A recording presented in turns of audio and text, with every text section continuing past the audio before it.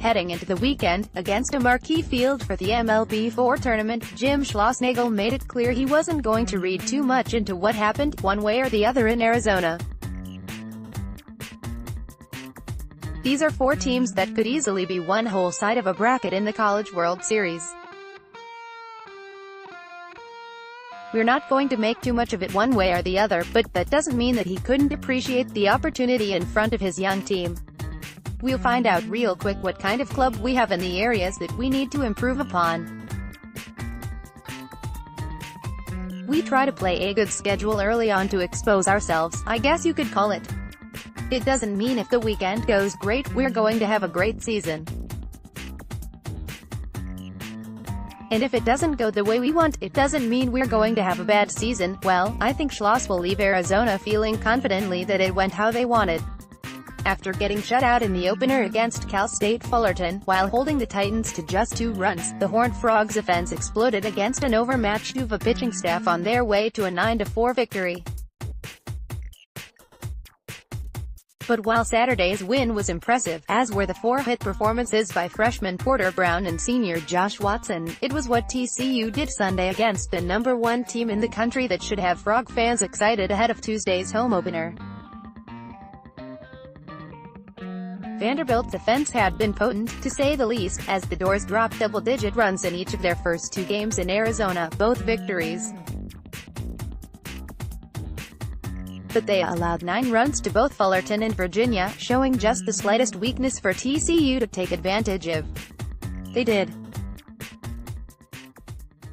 Both teams put pitchers on the mound who had never played at the Division I level. TCU's Brandon Williamson, a 6 feet 6 inches lefty out of Minnesota by way of North Iowa CC, is not only new to TCU, but coming off of an injury, but you wouldn't know it by his 3.2-inning performance that included 7 strikeouts. The Doors, on the other hand, turned to freshman phenom Kumar Rocker, the highest-ranked player to choose college last season. His collegiate debut did not go as planned.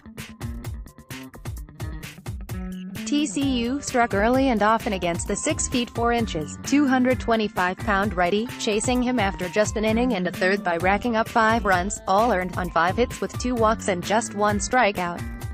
Porter Brown, TCU's freshman phenom, started things off with a leadoff single, scoring on Josh Watson's double a batter later.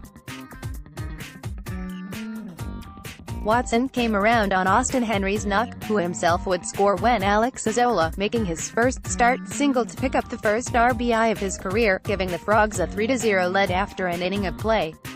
Vanderbilt got one back in the top of the second with back-to-back doubles off of Williamson, but the rally was short-lived.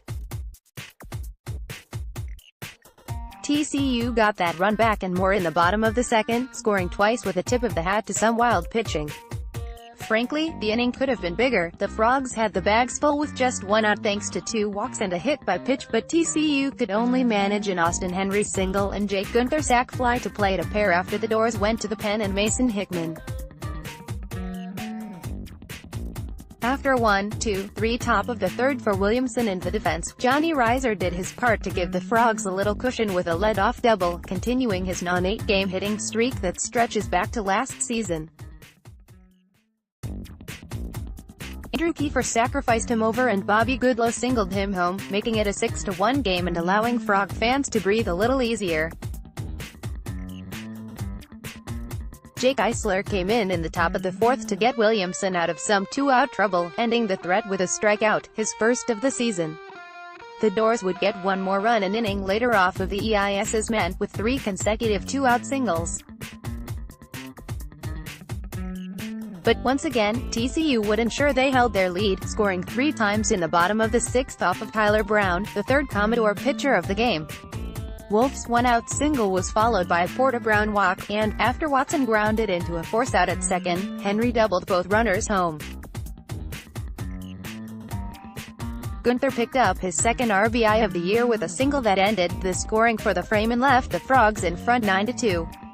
Eisler kept dealing in the top of the 7th and TCU kept hitting in the bottom, stretching their lead to 10-2 off of singles by Reiser and Goodlow and a sac fly from Wolf. 1-2-3 top of the 8th for Eisler was followed by a 1-2-3 bottom of the frame for the Frogs. Eisler came back out for the ninth, and struck out the side to end the ballgame.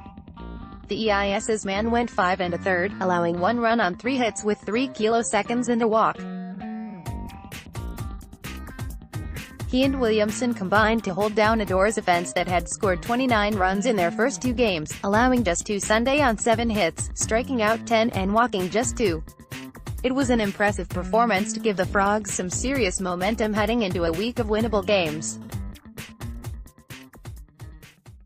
TCU will make their home debut Tuesday evening against Abilene Christian, with first pitch scheduled for 6:30 p.m. We will likely see the Frogs turn to either Charles King or Halen Green to get the midweek start. What a weekend! Go Frogs!